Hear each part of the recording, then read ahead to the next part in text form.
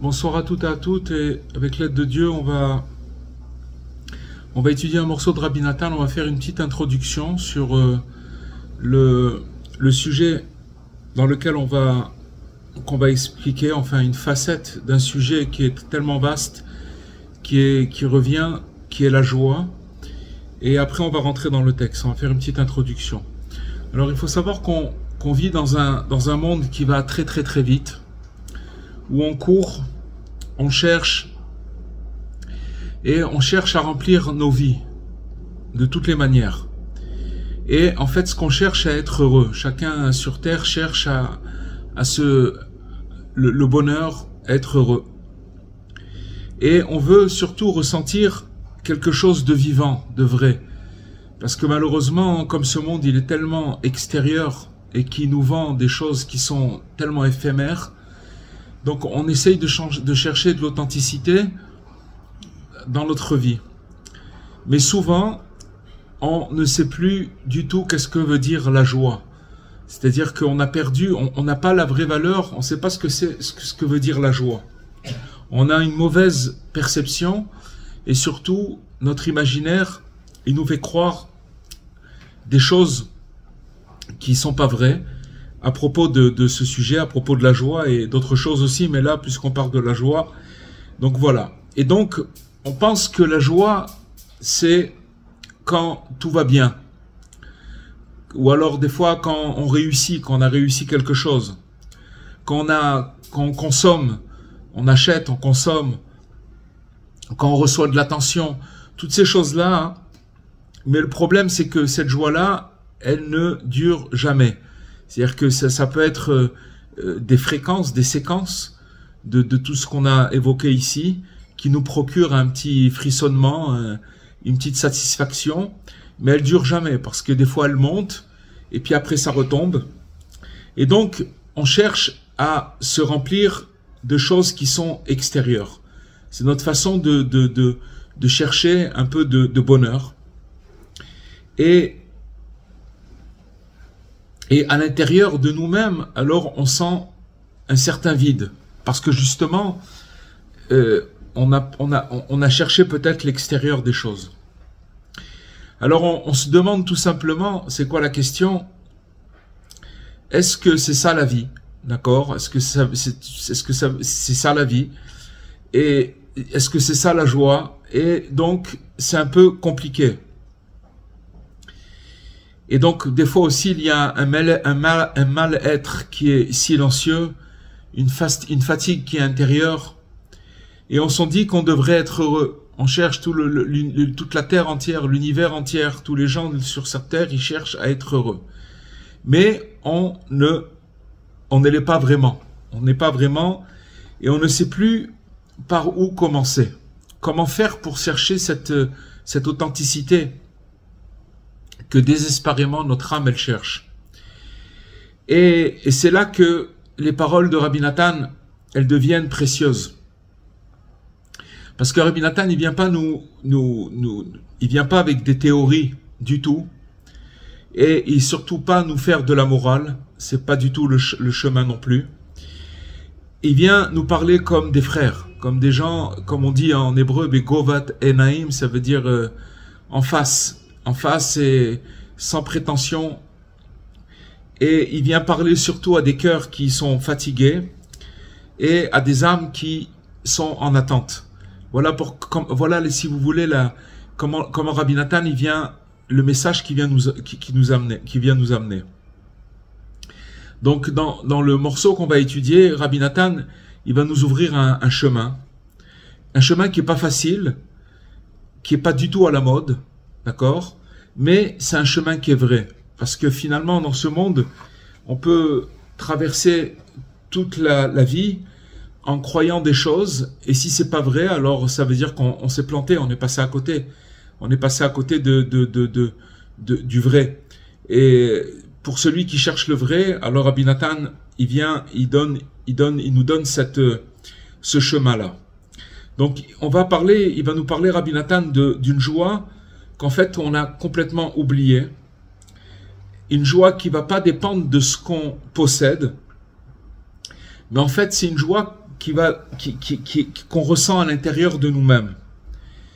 Et c'est une joie qui vient quand on accepte d'être petit, d'être humble, quand on arrête de se battre contre ce qu'on est, et quand on ouvre les mains et qu'on dit merci pour ce que j'ai. Comme on dit à Sameach Ezeu Ashir, c'est qui le riche, à Sameach Bechelko, c'est celui qui est heureux de sa part, celui qui est content de ce qu'il a.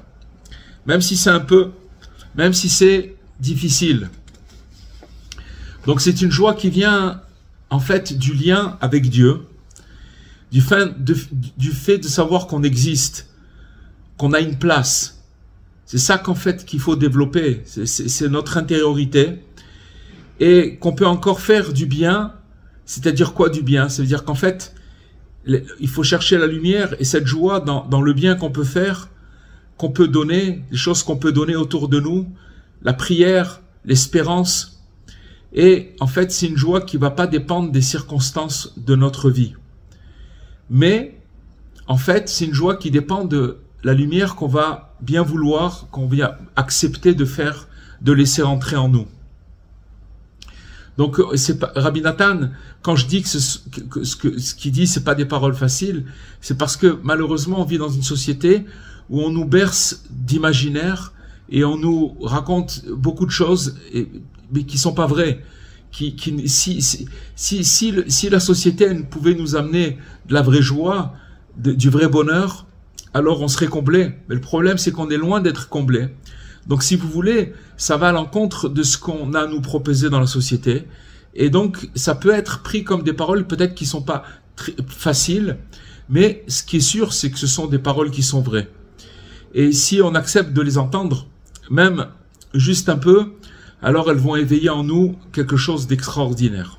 Donc, on va commencer le texte, l'Ikouta Halachot de Rabbi Nathan, et il nous dit comme ça, que, en fait, la véritable perception de la joie, elle est atteinte seulement par les justes, par les tzadikim.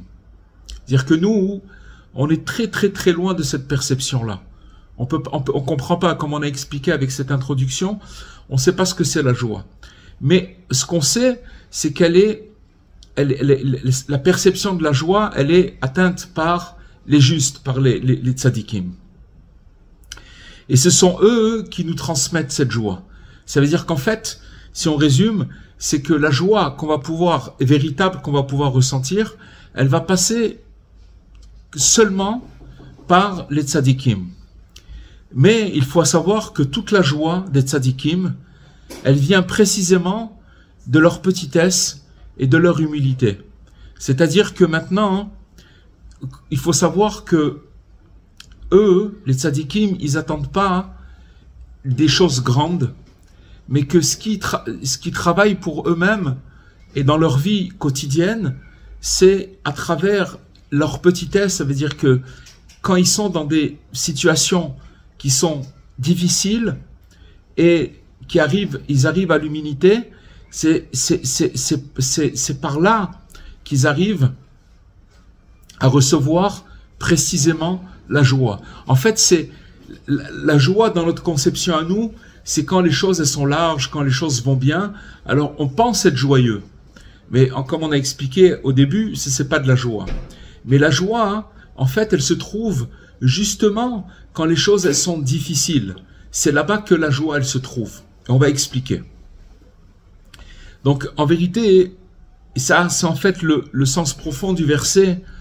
Vayasefu anavim bashem simcha, que les humbles, ils soient rassemblés avec Hachem dans la joie. En fait, que les humbles soient rassemblés par Hachem avec joie. C'est-à-dire qu'on voit ici une notion d'humilité et de petitesse, et que c'est ça qui rapproche en fait de la joie. Parce que, il nous dit Rabbi Nathan, les peuples des nations, quand on parle de peuples des nations, ça veut dire le monde extérieur, ça veut dire la mentalité extérieure, ça veut dire aussi ceux qui sont pas initiés. C'est-à-dire que tout ce qui est, ce qu'on voit à l'extérieur, dans le monde, et ainsi que les impies c'est ceux qui sont tournés aussi vers l'extérieur. Ça veut dire qu'ils voient que le côté, que l'emballage. Ils voient pas l'intériorité des choses. Et qui sont attachés aux choses de ce monde. En fait, ils ne connaissent la joie qu'à travers l'orgueil et la recherche de grandeur. On va expliquer. En fait, si vous voulez, dans ce monde, les gens, ils ont des objectifs. C'est-à-dire que maintenant, quand ils vont atteindre la grandeur, ça veut dire un poste ou une carrière, etc., c'est là où ils vont exister par rapport aux autres.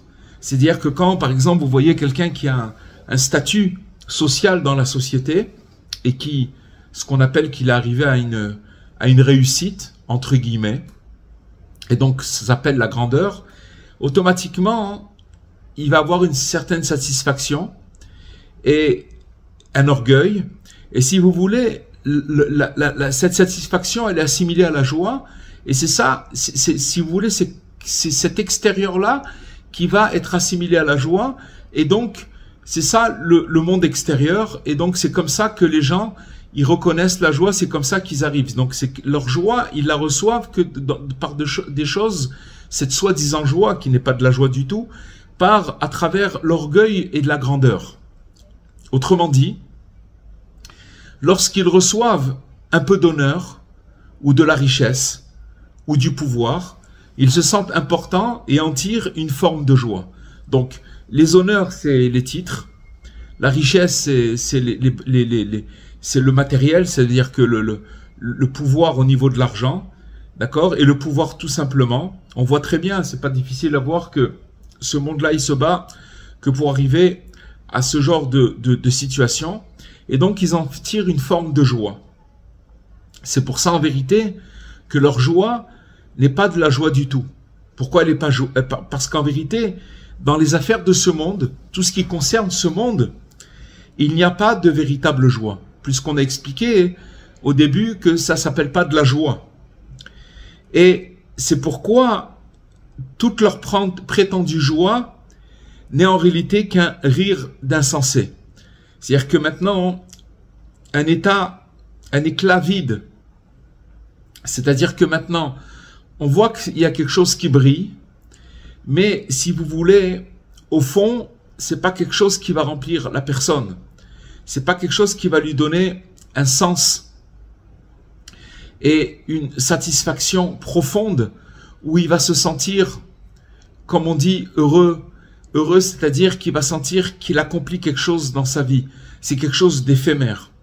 Et que de toutes les façons, c'est mélangé toute cette joie-là, elle est mélangée avec de la tristesse et aussi une émotion qui est confuse et dont la fin est toujours la même, c'est qu'en fait cette joie-là, elle se transforme en amertume. Parce qu'il n'y a pas quelque chose, si vous voulez, la personne, elle n'a pas quelque chose qui la branche sur l'éternité.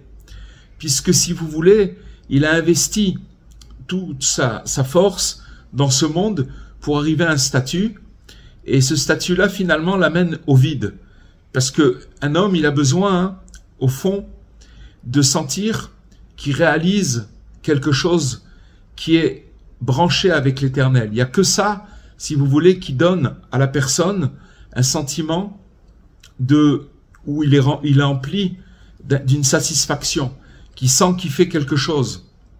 Quand une personne, elle accomplit une action éternelle, un commandement, peu importe qu'elle fait du bien, n'importe quoi qu'elle puisse faire qui est branché avec l'éternel, d'accord, quelque chose qui reste.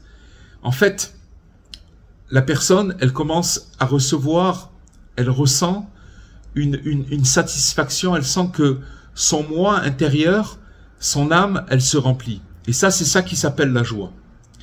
Puisque toute sa joie, donc, elle vient des désirs de ce monde. Il y a aussi la joie de pouvoir assouvir ses passions. D'accord? Chacun avec les choses dans lesquelles il est attiré. Donc on comprend, Rabbi Nathan, il nous fait tout simplement comprendre que c'est évident que ce n'est pas de la joie du tout. On parle maintenant de la joie, Rabbi Nathan, il veut nous amener à éclairage de la vérité, nous faire montrer ce que c'est la vérité. Qu'est-ce que ça change pour nous de connaître la vérité? C'est tout simplement que quand on sait où se trouve la vérité, alors on arrive à prendre conscience, il faut surtout pas se décourager, parce qu'on est très loin de tout ça, mais ça nous fait montrer où se trouve. C'est comme je vous donne un exemple. Vous voyez par exemple le comportement dans la Torah des patriarches. Comment ils se comportaient, comment ils vivaient, comment toutes ces choses-là, ce sont des choses qui nous font montrer comment les patriarches, maintenant nous, par rapport aux patriarches, on est très très loin du compte. Mais seulement, il faut jamais se dévier de cette vérité, de savoir où est le vrai. C'est comme par exemple, je vous donne un exemple. Par exemple, quelqu'un, il est fumeur. D'accord? Maintenant, quelqu'un qui est fumeur, il y a deux solutions. Est-ce qu'il sait que c'est pas bon pour lui? Ou alors, il se voile la face. S'il sait que c'est pas bon pour lui, et qu'il connaît la vérité, et qu'il sait que c'est pas bon pour lui, un jour ou l'autre, il aura la force de pouvoir s'arrêter. Mais si quelqu'un, il connaît pas cette vérité, et qui laisse les choses, et qui dit, bah, c'est pas trop grave, c'est pas, etc., et qui se voile la face, alors de toutes les façons, il aura pas la possibilité, très difficilement, de pouvoir s'arrêter. Donc on voit que la vérité, c'est quelque chose d'essentiel. De savoir où les choses, elles sont à leur place, quand les choses elles sont à leur place, même si nous on est loin, hein, mais ça nous donne un éclairage et ça nous donne surtout la possibilité de savoir où les choses elles sont placées. Donc il nous dit Rabbi Nathan qu'en effet, personne ne parvient jamais à satisfaire pleinement ses désirs matériels et ses passions dans ce monde. Comme nos sages ils nous disent, En Adam yotse mina olam vechatzi ta'avato beyado. Ça veut dire que l'homme ne quitte pas ce monde en ayant comblé ne serait-ce que la moitié de ses désirs. En fait, quand une personne, elle commence son parcours dans sa vie, alors elle espère des choses. Si on parle par exemple d'un salaire, elle espère avoir tel salaire. Mais quand elle arrive à obtenir ce salaire, alors elle veut plus que ça. C'est-à-dire que quand la Torah, c'est Michelet qui nous dit, c'est Shlomo Amelech, le roi Shlomo, il nous dit qu'on ne peut pas combler ne serait-ce la moitié des désirs qu'un homme il a sur terre. On voit par exemple Rabbi Nathan, il avait un fils qui s'appelait Rabbi Yitzhak. Et je vous l'avais déjà raconté, que Rabbi Yitzhak, il a demandé à son père, Rabbi Nathan, qu'est-ce que je dois faire comme travail? On me propose d'être surveillant d'une usine et pendant la nuit, d'être surveillant à l'extérieur. Ça lui permettait, mais il fallait être dans le froid, donc c'était pas évident. Ou alors d'être à la poste, travailler à la poste. Mais à l'époque, la poste n'était pas comme aujourd'hui. C'était des diligences qui passaient, comment dirais-je, avec du courrier et qu'il déposait le courrier. Et donc c'était, si vous voulez, il avait beaucoup d'heures de libre pour pouvoir vaquer à son service divin. Donc Rabbi Nathan, il lui a dit, tu n'as qu'à travailler à la poste. Et donc, c'est ce qu'il a fait parce qu'il avait beaucoup d'heures de libre pendant son travail où il pouvait étudier et prier. Rabbi Yitzhak, il avait quand même un salaire et donc il avait la possibilité, c'était pas quelqu'un de pauvre. Il était pas riche non plus, mais il avait un salaire. C'était pas comme les serviteurs de Dieu qui consacraient toute leur vie à Dieu et qui vivaient très très modestement, qui n'avaient pas de quoi manger. Mais lui, il avait un salaire. Et il avait un ami. Et cet ami, chaque fois que Rabbi Yitzhak, il achetait, par exemple, une fourchette, ou un verre, ou un objet, ou une chaise, il l'achetait toujours en double. Pour pouvoir donner à son ami la même chose. D'accord? Donc, il multipliait les choses, il achetait toujours en double tout ce qu'il achetait pour lui. Et toute sa vie, il a voulu s'acheter un manteau, parce qu'il faisait très très froid dans ces contrées, en Russie. Et donc, il a voulu s'acheter un manteau. Il n'a pas pu s'acheter un manteau, tout simplement, parce qu'il n'a pas pu en acheter un deuxième. Donc toute sa vie, il s'est privé d'un manteau, de l'acheter à son travers, à son ami, parce que lui-même, il n'a pas réussi à s'en acheter un. Qu'est-ce qu'on voit dans ce comportement? juste avant, on a dit que l'homme, il ne quitte pas ce monde, il va pas quitter ce monde en ayant comblé ne serait-ce que la moitié de ses désirs. Donc ça veut dire que quelqu'un qui cherche toujours à acquérir et à avancer, il sera toujours déçu parce qu'il lui manquera toujours la moitié de ce qu'il a besoin. Mais on voit que le fils de Rabbi Nathan, il a compris exactement le sens profond de la vie. Parce que lui, en achetant le double de ce qu'il avait, c'est-à-dire que quand il achetait un verre, il l'achetait à son ami un deuxième verre pour qu'il puisse lui donner, c'est comme ça qu'il arrivait à combler le manque de ce qui lui manquait. C'est-à-dire que maintenant, la satisfaction d'avoir pu acheter à son chaver, à son ami, un objet, le même que le sien, il arrivait à combler ce vide qui est de chercher toujours à combler ce qui nous manque, la moitié de ce qui nous manque. C'est marqué que le mauvais penchant, il fait courir l'homme avec une main qui est fermée. Et il lui fait croire que dans cette main, il a tous les désirs, toutes les passions, tous les rêves de sa vie. Et il lui fait montrer, vas-y, cours, tu vas y arriver. Ça, c'est le mauvais penchant. À la fin de la vie, il ouvre la main et il lui dit, voilà, il n'y avait rien du tout. C'était vide complètement. Alors c'est vrai qu'il a couru, c'est vrai qu'il a acquéri des choses, mais qu'à la fin, il n'a pas acquéri la moitié. Donc ça veut dire, si vous voulez, il quitte ce monde avec une amertume dans la mesure où vous voulez, comme il a consacré sa vie à remplir sa vie avec des manques, mais il manque toujours la moitié. Donc ça veut dire qu'il n'arrive pas à acquérir cette chose-là, et le fait qu'il n'arrive pas à acquérir cette chose-là, c'est une grande déception. Donc, parce que plus il possède, plus il ressent un manque profond. Surtout qu'à l'instant de sa mort, il sait très très bien qu'il ne pourra rien emmener avec lui. Ça, c'est des vérités qui sont là et tout le monde les connaît. C'est pour ça qu'à travers la grandeur et l'orgueil, il n'y a aucune joie véritable.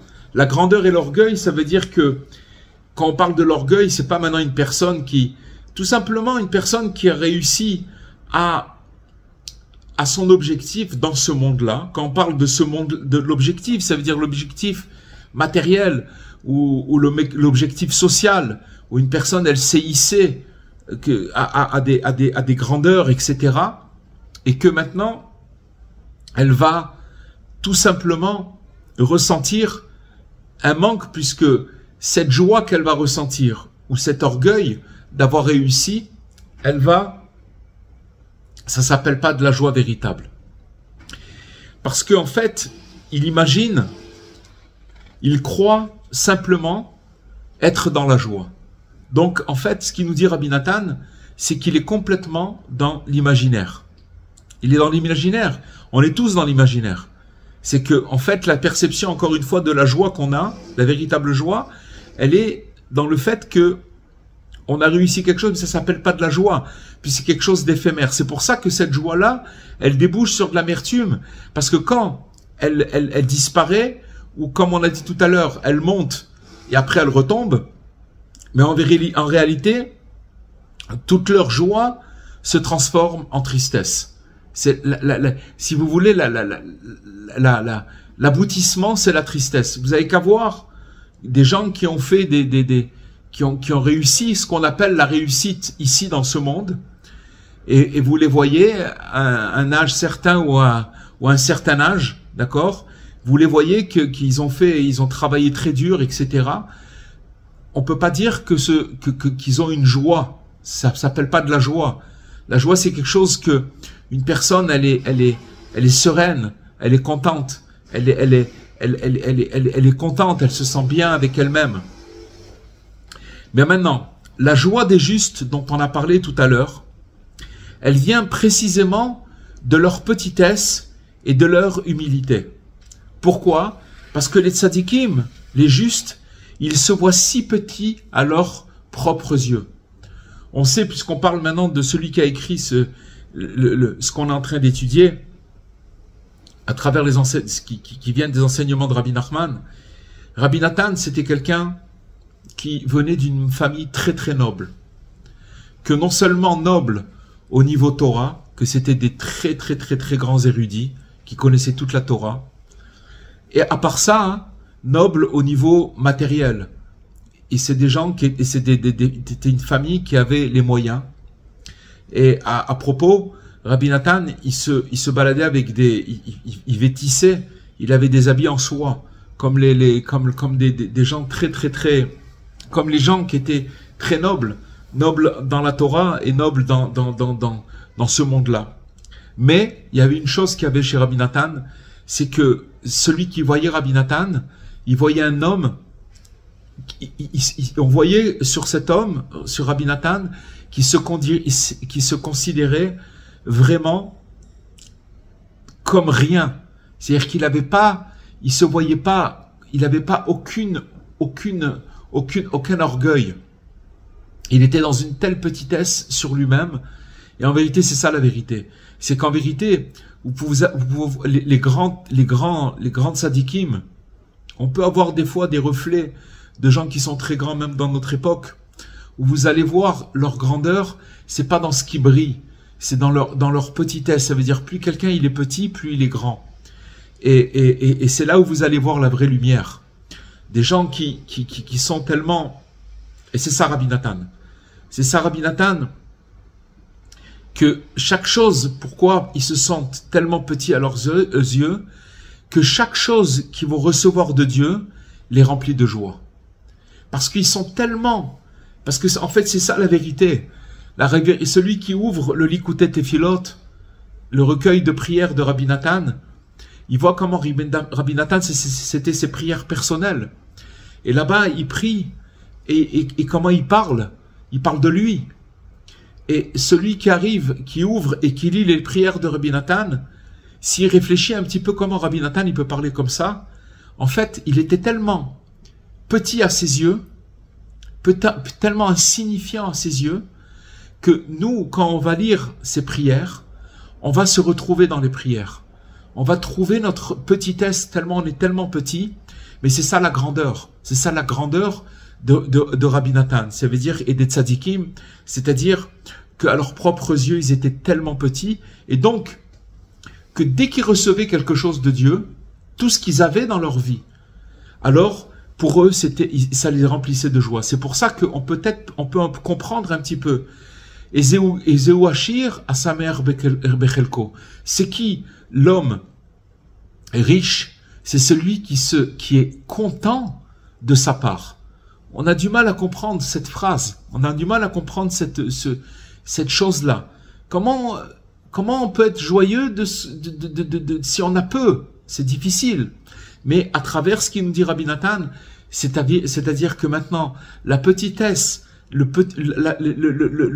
fait d'être tellement humble par rapport à la grandeur d'Hachem, de se voir tellement petit, alors que maintenant tout ce qu'on va recevoir, ces tzadikim-là, ils sont remplis de joie.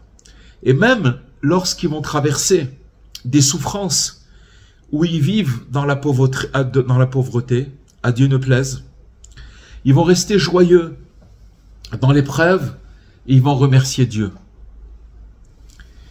Et aussi bien dans le bien que dans l'adversité. Qu'ils soient en haut ou qu'ils soient en bas, il n'y a rien qui change pour eux. Ils restent humbles.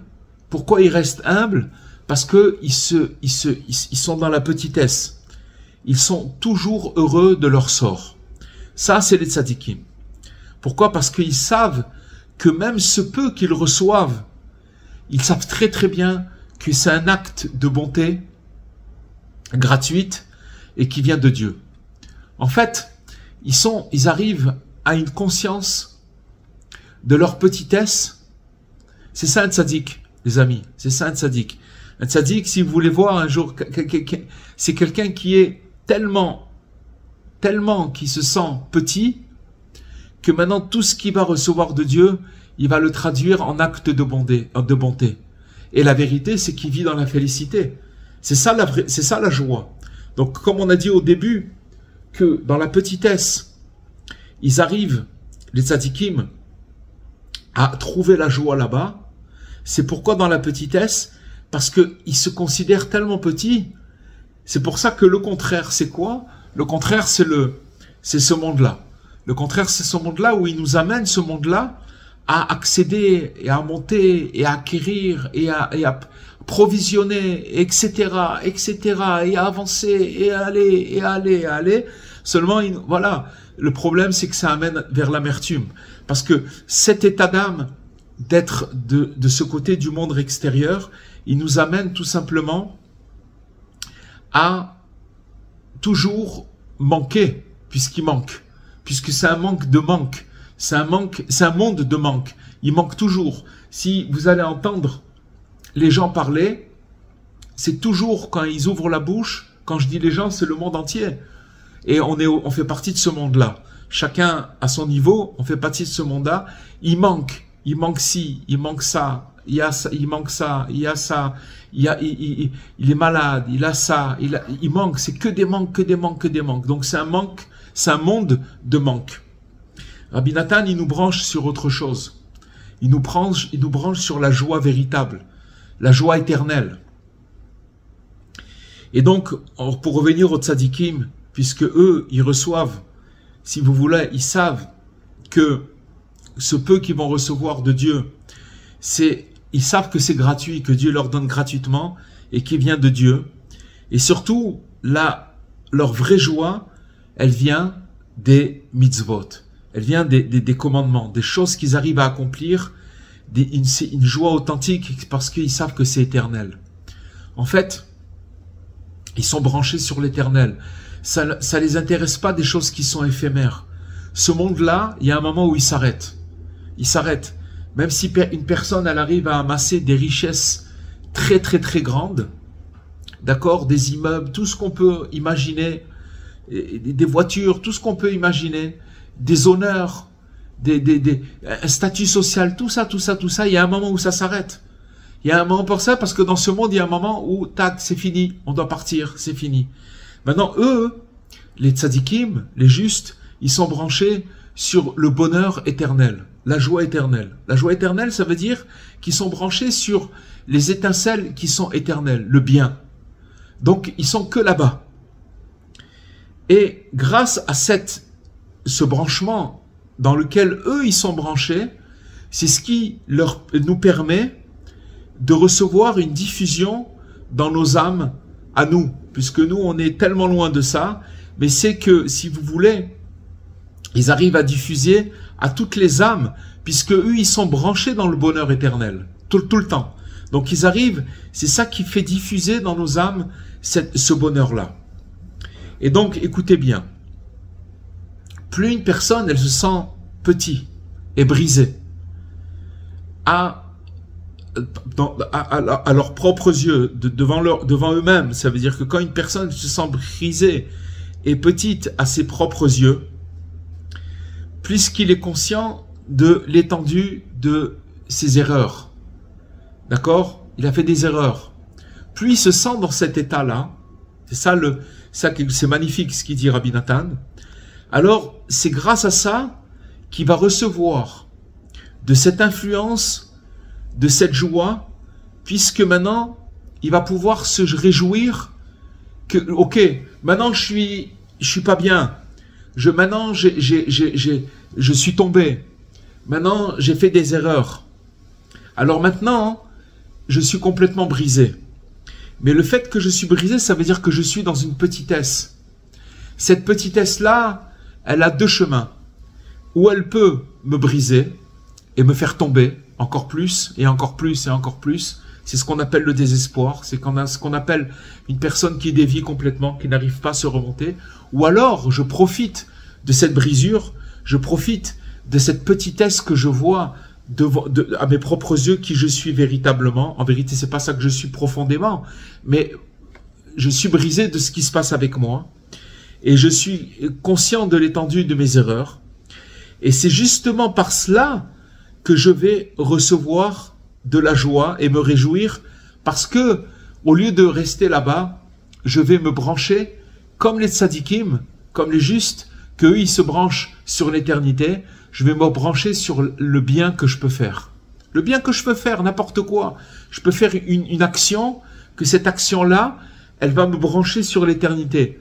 Il faut savoir, les amis, que les erreurs dans ce monde, une personne qui est aigrie, en fait, pourquoi on est brisé de nos erreurs, c'est parce qu'on a de l'égoïsme. On a de l'ego. En fait, si vous voulez, dès qu'on fait une erreur, c'est notre ego qui est touché. Mais en fait, si on était conscient qu'on peut se brancher directement sur l'éternel, c'est quoi l'éternel? Quelque chose qui va durer pour l'éternité, pour tout le temps. Ça veut dire que maintenant, justement, mon état, je vais recevoir, grâce au fait que je vais faire quelque chose de bien, je vais recevoir, n'oubliez pas ce qu'on a dit, c'est que comme les justes, ils arrivent à se brancher dans leur petitesse, dans leur humilité, ils arrivent à apprécier chaque petite chose et ils sont heureux de ça. C'est ça qui diffuse à nous, c'est ça qui nous donne la force à nous de pouvoir tenir quand nous on est brisé et que on a la force de pouvoir se brancher sur le bien à ce moment-là, de pas tomber.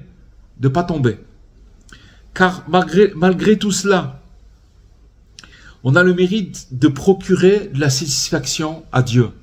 Une personne, même si elle est tombée et qu'elle se branche sur le bien, tout de suite, elle va faire du bien à Dieu. Ça va lui donner de la satisfaction en accomplissant ses commandements. Ces commandements, le premier commandement, vous savez c'est quoi?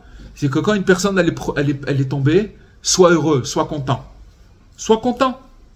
Ne tombe pas dans la tristesse parce que c'est le pire des péchés. Ça, c'est la première chose. Si tu arrives à rester content malgré que tu es tombé, alors sache que Dieu, il va être comblé. Sache que Dieu, il va être content. Sache que Dieu, il va avoir de la satisfaction. Donc, ça veut dire pourquoi? Parce que malgré tout, tu es dans ce monde encore. Tu vis. Ton âme, elle est vivante. Elle vit. Tu respires. Alors, même si il s'est passé ce qui s'est passé, continue à être content parce que tu vas donner de la satisfaction à Dieu et en donnant de la satisfaction à Dieu, tu vas recevoir cet éclairage. Tu vas recevoir cette fenêtre qui va te brancher sur l'éternité grâce aux justes. Grâce aux justes que eux, dans leur humilité, ils arrivent à apprécier chaque chose. C'est pourquoi la véritable joie de sainteté, on parle de la joie de sainteté, la joie qui est sainte, elle vient précisément de l'humilité et de la petitesse. Petitesse, ça veut dire que quand une personne, elle passe sur le pont étroit, pas quand on lui trace une autoroute et quand tout va bien. De toutes les façons, comme il dit Rabbi Nathan dans un autre endroit, les bons moments, et ils sont très très très rares par rapport à, si vous voulez, la réalité de la vie. Et que c'est dans la réalité de la vie, dans la petitesse, dans le pont étroit, que c'est là-bas qu'on va trouver la joie, comme on l'a expliqué. Donc, précisément, dans la joie de sainteté, qu'il vient précisément ça vient de l'humilité et de la petitesse, du fait qu'une personne se considère vraiment comme petite à ses propres yeux. C'est comme ça que la personne, elle va pouvoir rester en vie. Parce que malheureusement, quand on est touché par des événements, notre ego, il est touché et donc on est cassé. On est cassé parce que on pense qu'on est grand, on pense qu'on a réussi et que maintenant on a un échec, etc.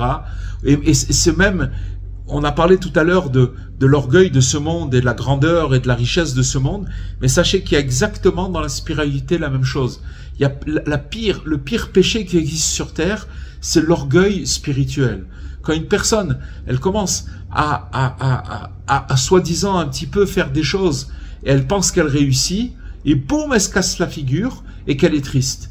Alors ça veut dire qu'elle était très très orgueilleuse. C'est pourquoi elle est orgueilleuse? Parce que maintenant quoi, tu t'es cassé la figure? Dieu l'a voulu comme ça.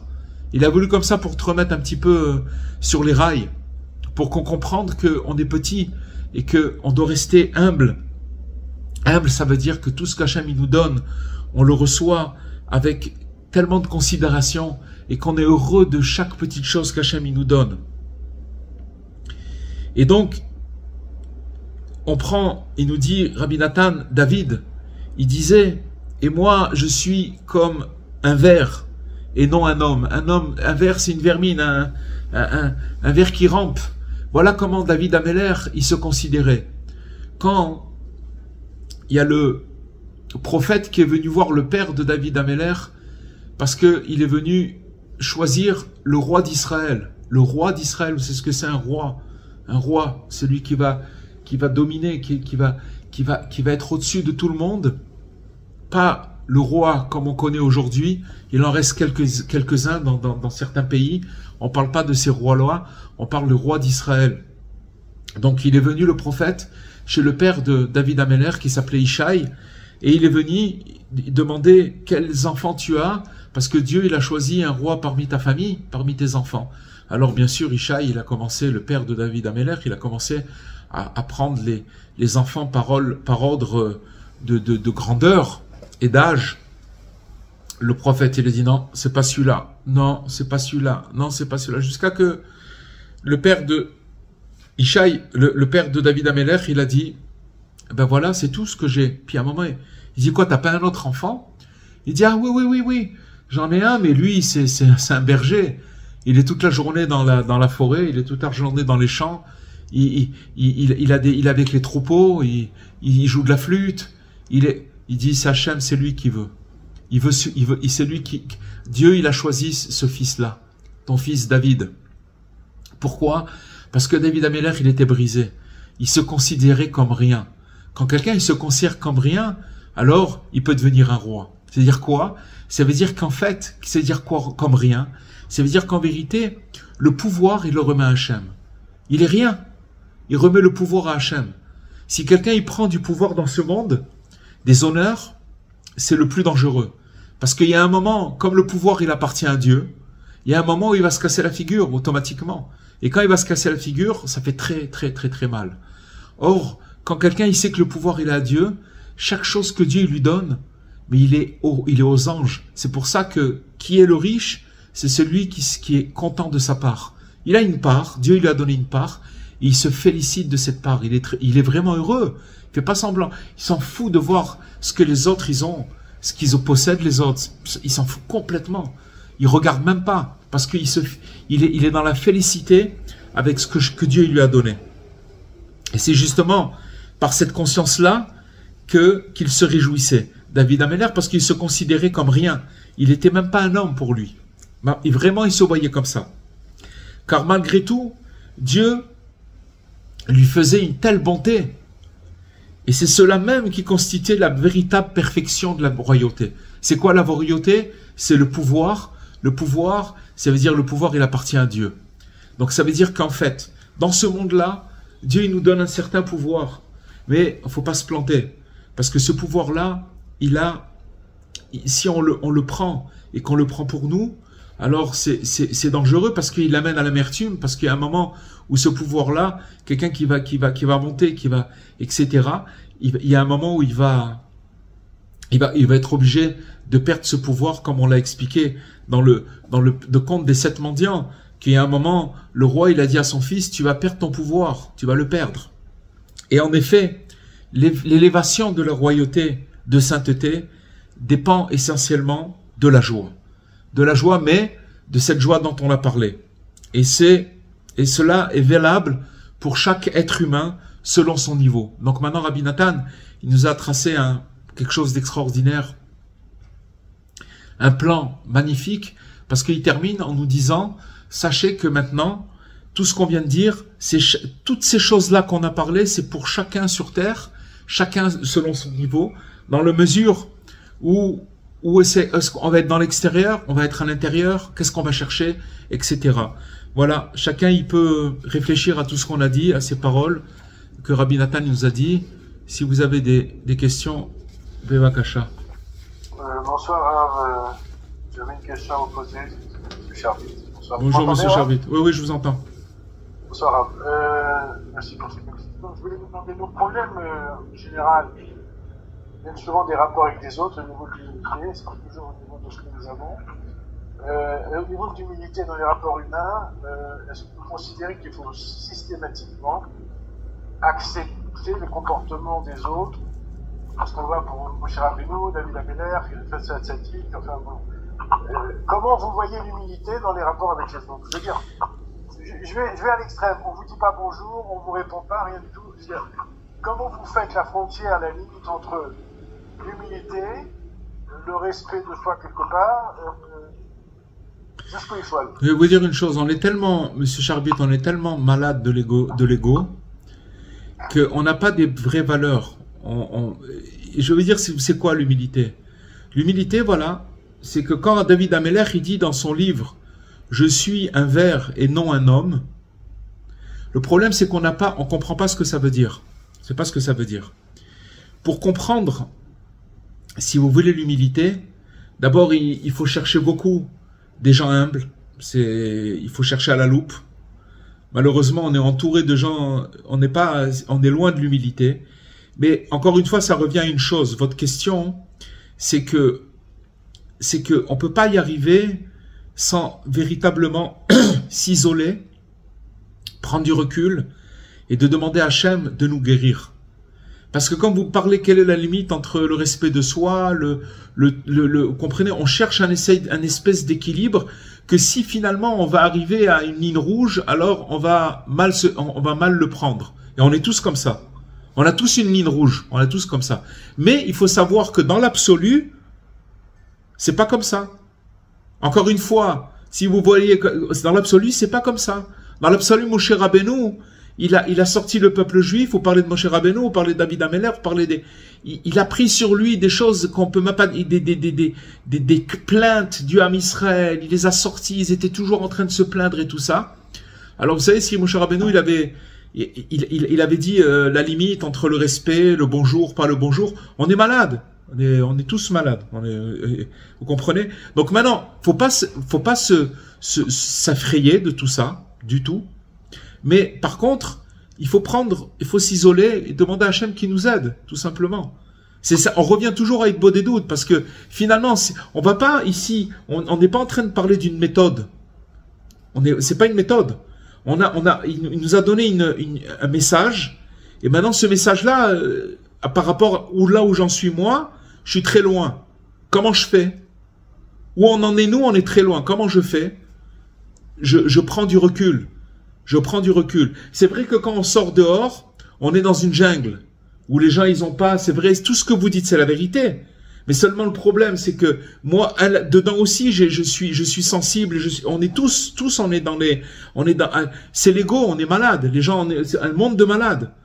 Comment on fait pour faire la différence? Alors on commence petit à petit à s'éduquer, à prendre du recul, à demander à Hachem, voilà, donne-moi le comportement, aide-moi à savoir comment je fais. Parce que je vois que je prends les choses dures, je les prends profond, c'est dur pour moi, ça me rend malade. Comprenez ce que je veux dire? Voilà les réponses. Faut s'isoler. Bezrat Hachem. Merci Rav. Rav, bonsoir. Par rapport quand David dit je suis un ver, j'écoutais un Rav qui disait, j'ai trouvé intéressant, aussi de le partager, disait que c'est le ver qui après se crée une maison, que c'est la soif, c'est le-dessus, qu'après devient papillon. Ah oui, renaît après ça, bien évidemment. Évidemment, c'est exactement. Oui, c'est évidemment. Et cette maison qui construit, c'est au-dessus de la soie. Oui, ça veut dire que c'est quelque chose de très noble. C'est quelque chose de très noble. C'est le tissu de la soie, bien sûr. Très noble. C'est le-dessus qui mettait les Cohen aussi. Oui, bien sûr. C'est vrai ce que vous dites. C'est très intéressant dans la mesure où cette humilité-là, elle amène, oui, mais c'est beau. Parce qu'elle amène à construire quelque chose de tellement noble et tellement vrai. Imaginez-vous que si c'était le tissu que les Kohanim ils portaient, ça veut dire que maintenant c'est eux qui travaillaient dans le temple. On met pas des choses qui sont à moitié vraies, comprenez, polyester comme on dit, ou des choses qui sont pas des choses nobles. On prenait que des choses vraies, que des choses nobles. Et donc ça veut dire que maintenant l'humilité, elle aboutit sur la grandeur. Comme on a expliqué, en fait, ce que vous dites, c'est que si David, il a été choisi en tant que roi, c'est qu'il était capable de dire, je suis comme un ver, je n'existe pas, je suis pas un homme. Mais cet homme-là, il a pu devenir un roi, il a pu devenir le roi d'Israël. Donc c'est sûr que c'est pas maintenant, et ça, Monsieur Charbit, c'est une chose qui est très importante aussi, ce qu'on dit maintenant. C'est-à-dire qu'en vérité, l'humilité dont on parle, qu'on connaît pas, on sait pas ce que c'est. Il faut chercher, il faut prier, il faut demander. L'humilité dont on parle, c'est pas l'humilité dont on parle dans le dictionnaire, ou de la vision de l'humilité que le monde il a. Pas du tout, c'est autre chose. Maintenant, quand on parle de David Ameller, c'est très loin, on peut pas savoir ce que c'est. Parce que chez nous, ça a une résonance. C'est quoi cette humilité? Alors quoi, je dois m'écraser? Je dois être quoi? Qu'est-ce que c'est ce truc-là? Pas du tout. C'est autre chose, mais il faut chercher. Et là, c'est vrai que ce qu'elle dit la dame, que ce ver-là, il construit, il devient un papillon, il construit, il tisse de la soie, il fait un tissu tellement noble et tellement précieux. Voilà, Bezrat Hashem. Excusez-moi, moi ça me fait penser au conte du Tam et du Chacham, en fait. Ouais. Le cordonnier. Complètement. C'est tout, bien sûr. Parce que le Tam, il était content de ce qu'il avait. Voilà. Et que l'autre, il était toujours il était jamais content, il lui manquait toujours quelque chose. Dans tout ce qu'il faisait, il cherchait la perfection. Et il manquait toujours, qu'on peut pas arriver à cette perfection, donc il était toujours amer et déçu de ce qui se passait. Absolument. Il y a tout dedans, que Hachem il donne les forces d'arriver, d'accéder à cette joie dont il nous parle Rabbi Nathan, et de pas être joyeux des choses extérieures dont on cherche avidement dans ce monde et qui nous perd, qui nous roule. Voilà les amis, Bezrat Hashem. Merci beaucoup. Merci à vous tous, Bezrat Hashem. Alors, merci beaucoup. Alors à la semaine prochaine, Bezrat Hashem, en bonne santé. Et Shavua Tov. Et bon courage à tous.